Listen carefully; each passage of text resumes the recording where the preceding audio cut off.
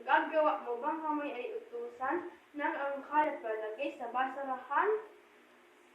At ang mga sukan, pwede mong linisin nang di kailangan sa sabihin?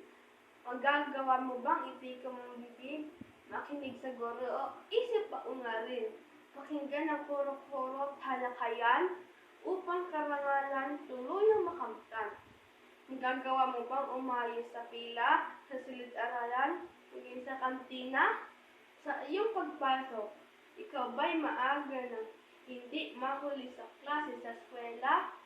Magagawa mo ba na laging sumunod sa utos sa bahay o kahit saan man, kahit walang bantay? Kusa ang paggawa, tao sa iyong puso, bukas sa isipan. Kayang-kaya natin ang magawain kung ang tagubilin makaiisipin. Magsikap, umanap na karapat-dapat sapagkat sa ating disiplina'y likas.